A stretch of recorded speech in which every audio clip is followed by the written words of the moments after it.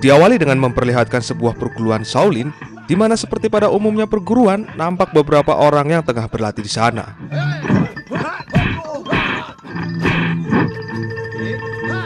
Dan kisah akan berfokus pada seorang pemuda bernama Choi Malung yang mana dirinya hidup dan berlatih di sini untuk sebuah tujuan, yaitu misi balas dendam atas kematian pamannya.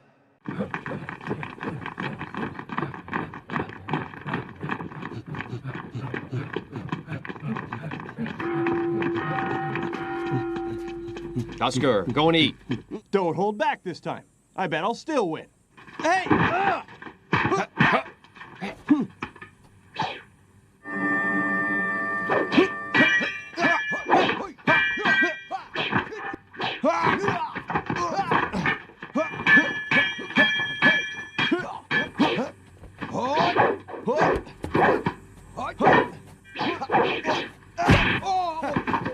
Well, good, huh? But you're not good enough to face the Manchus. Flashback ke beberapa tahun yang lalu di mana Lung kembali mengingat kejadian menyedihkan pada saat pamannya dibunuh oleh bangsa Manchu. Yang mana pada abad ke-16 tersebut, bangsa Manchu merupakan bangsa yang kuat dengan turut andilnya mereka dalam berdirinya dinasti Qing. Namun jika kita melihat dari film ini, bangsa Manchu digambarkan sebagai bangsa yang keji dengan tindak kejahatan yang brutal, di mana bangsa tersebut memegang penuh atas kekuasaan di desa dan seisi orang di dalamnya. Nah, di kala itu, Lung yang hanya seorang pemuda biasa tak mampu berbuat banyak untuk melindungi sang paman, bahkan dirinya pun nyaris tewas terbunuh oleh mereka sebelum akhirnya diselamatkan oleh seseorang biksu yang memiliki julukan si tangan besi.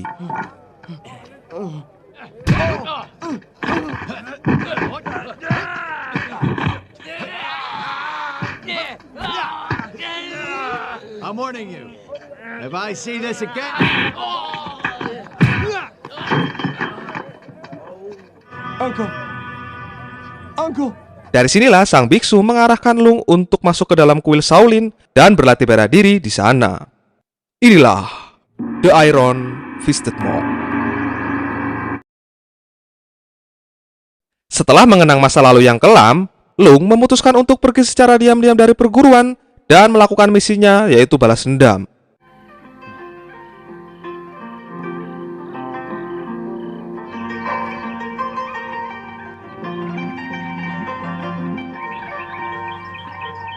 Namun, belum sempat sampai di area perkampungan, Lung sudah dipergoki oleh kakak seniornya yang telah mencium jejak kepergiannya. Lung yang sudah melanggar peraturan perguruan, tak bisa diterima kembali masuk ke dalam kuil Shaolin. Maka dari itu, senior akan menguji dirinya sebagai langkah akhir untuk mencapai kata lulus.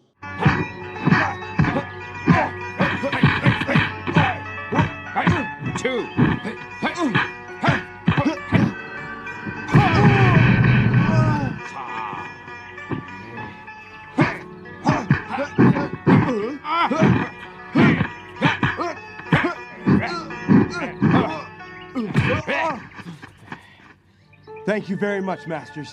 Buddha bless you. Thank you. Thank you for taking care of me all. Take this money.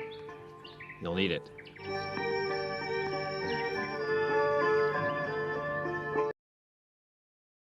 Adegan berpindah di sebuah desa kecil, di mana di situ terdapat sebuah pabrik pewarna pakaian yang terlihat ada dua orang sosok kakak beradik di sana. Sang kakak diketahui bernama Liang dan adiknya sendiri bernama Wang. Liang sendiri merupakan seorang warga desa biasa yang bekerja di pabrik tersebut untuk memenuhi kebutuhannya. Ia diminta oleh sang adik untuk segera pulang lebih cepat, mengingat hari ini merupakan hari ulang tahun ibu mereka. Sementara itu, di lain tempat, segerombolan orang-orang Manchu tengah mengelilingi desa sebagai bentuk kegiatan sehari-hari mereka yang bisa dibilang tidak berguna. Pria ini bernama John. Ia adalah pentolan pemimpin geng Manchu yang sangat haus akan seorang wanita, di mana hal itu dibuktikan ketika mereka tak sengaja berpapasan dengan Wuang dan John langsung meminta anak buahnya untuk menangkapnya.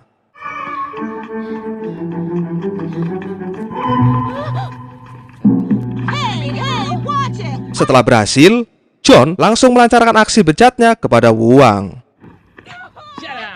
Well, you're very beautiful.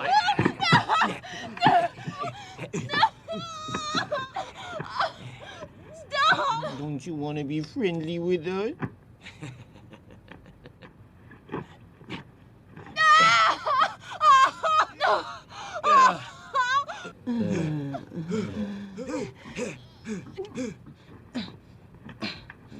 Come on.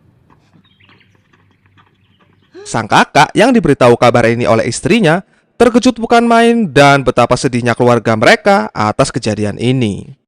Who was it? Tell me! Sang adik pun yang tak kuat menahan beban tersebut akhirnya memutuskan untuk bunuh diri.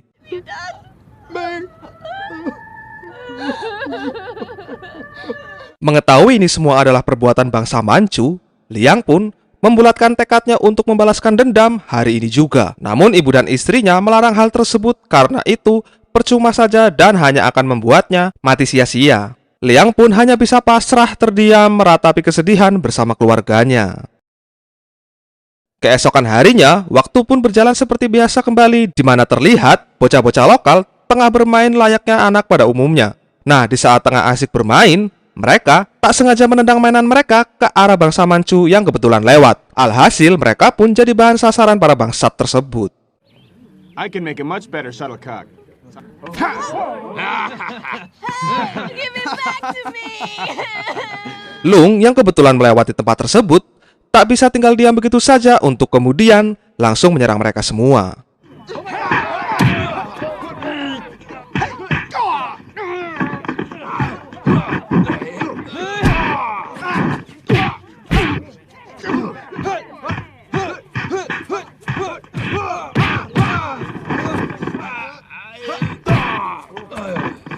Let's go. Right. Setelah itu, Lung menahan orang yang memotong rambut bocah tersebut dan mengerjainya bersama para bocil-bocil itu. Di saat itulah, Liang yang tak lama berselang muncul, langsung membunuh orang Manchu tersebut dengan menggunakan pisau. Let me kill him! What are you doing? Hey! What do you want to kill him for? What do you think you're doing? You just killed him! Think about this! Let's go. They're gonna come to arrest us. Run! Dari sini bisa dipastikan bahwa Lung akan kembali mendapatkan masalah dengan para bangsa Manchu. Melihat anak buahnya yang sudah terkapar tak bernyawa, membuat John bertanya-tanya tentang siapa pelakunya. Anak buahnya berasumsi bahwa satu-satunya orang yang berani menentang bangsa Manchu hanyalah para pekerja pabrik. Untuk itu, mereka pun segera menuju ke sana. Hey! The Manchus are coming! Hey, boss! A group of Manchus are coming! Are you sure?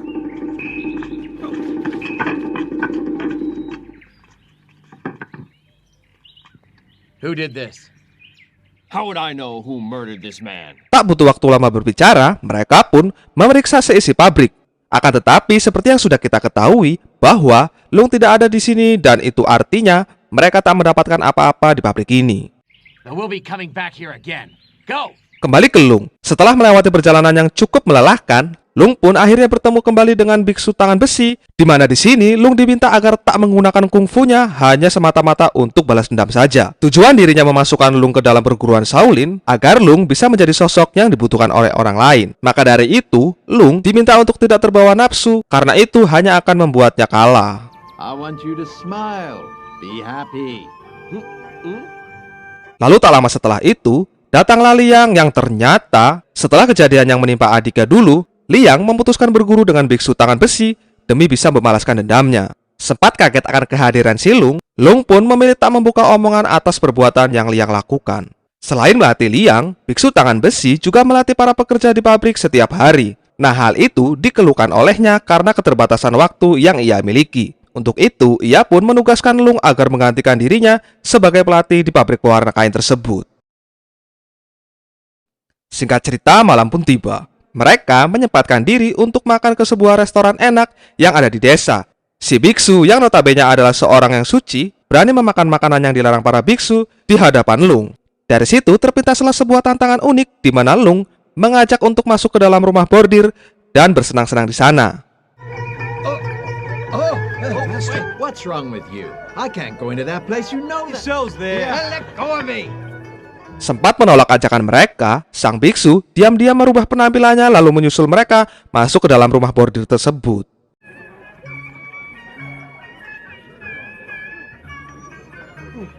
Di sela-sela mereka melihat-lihat wanita pengencrot, Lung tak sengaja menabrak anggota Manchu yang kebetulan sedang mencarinya. Alhasil, John pun memanggil dirinya dan membuat malu si Lung di hadapan semua orang.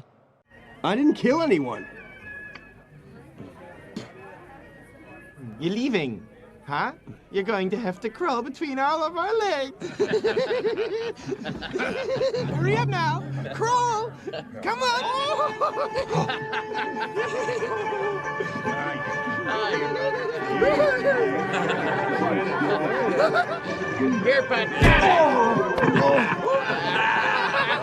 Pasti kalian bertanya, kenapa tidak dilawan saja? Faktanya, Lung benar-benar menuruti omongan si biksu tempo hari agar menjadi orang yang lebih sabar. Namun sang biksu yang mendengar ucapan si Lung tak habis pikir dengan keluguan yang ada di dalam dirinya.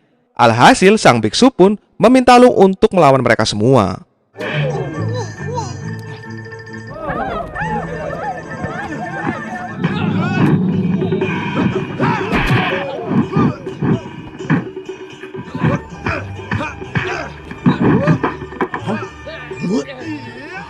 Master.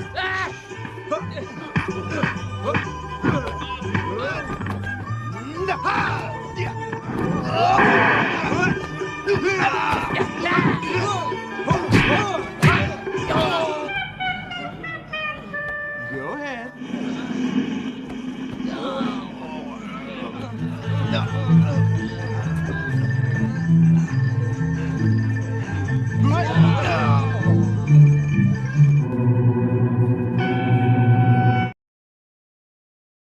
Mengingat yang mereka hadapi bukanlah orang sembarangan, John pun menyewa 2 orang petarung berkelas untuk melawan Lung dan orang-orang pabrik.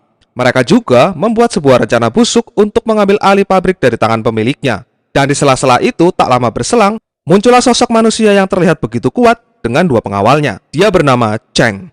Cheng sendiri merupakan orang paling berpengaruh atas kuasanya bangsa Manchu, atau bisa dibilang Big Boss-nya, yang mana ia memiliki jabatan tinggi di dalam pemerintahan, sehingga bangsa Manchu bisa seenak jidat memperlakukan orang lain.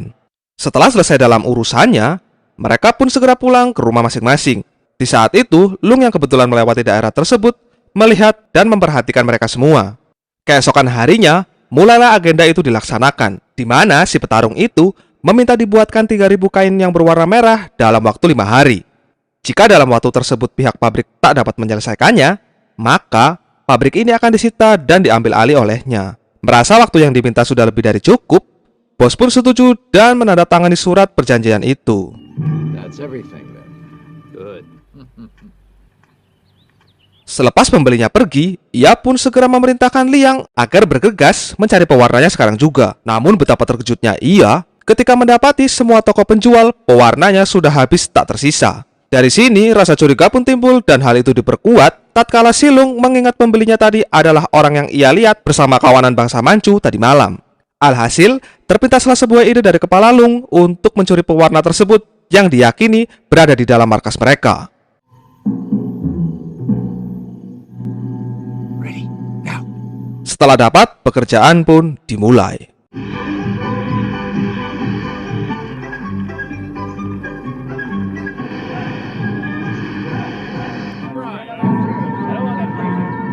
Dengan segala kepedeannya, mereka pun datang dan siap mengambil alih pabrik tersebut. Tetapi setelah mengetahui hasilnya, mereka semua pun dibuat kesal dan malu, lalu pergi dari pabrik tersebut. John yang mengetahui pewarnanya dicuri, dengan cepat mengumpulkan anak buahnya untuk menyerang. Lalu dalam perjalanannya, John melihat adanya seorang wanita cantik yang tidak lain tidak bukan adalah istri Chiang. Kondisi itu membuat otak mesumnya kembali bangkit untuk kemudian langsung melancarkan aksi bejatnya kembali.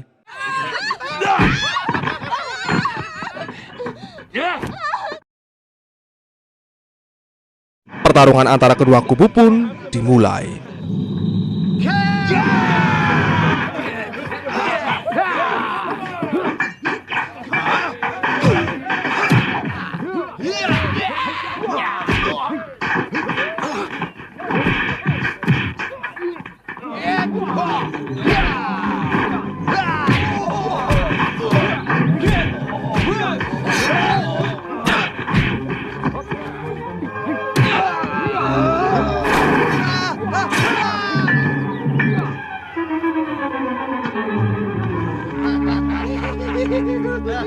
Liang yang selama dalam kondisi kritis bermaksud pulang untuk diobati.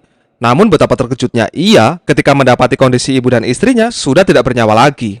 Dengan sedikit sisa tenaga yang ada, ia pun pergi menemui si biksu dan si Lung. Di situ, ia menceritakan ini semua kepada keduanya dan tak lama setelah itu, Liang pun harus tewas.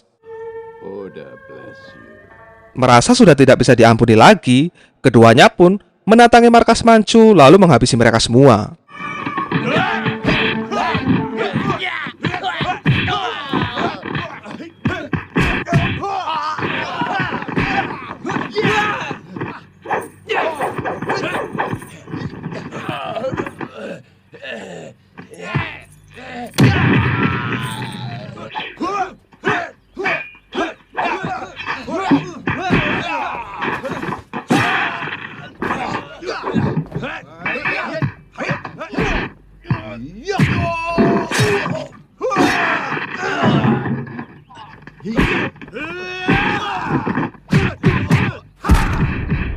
Dilanjutkan dengan pertarungan antara kedua kesatria Shaolin melawan Big Boss Manchu dan John si hidung karet.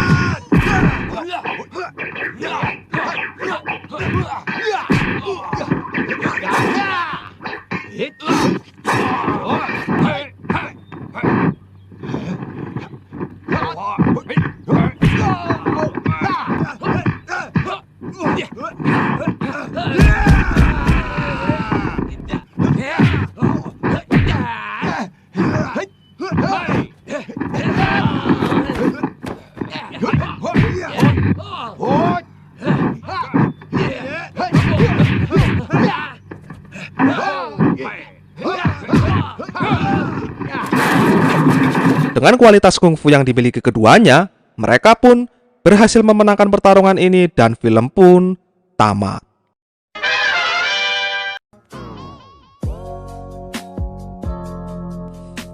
Oke, ini sedikit cerita aja sih ya.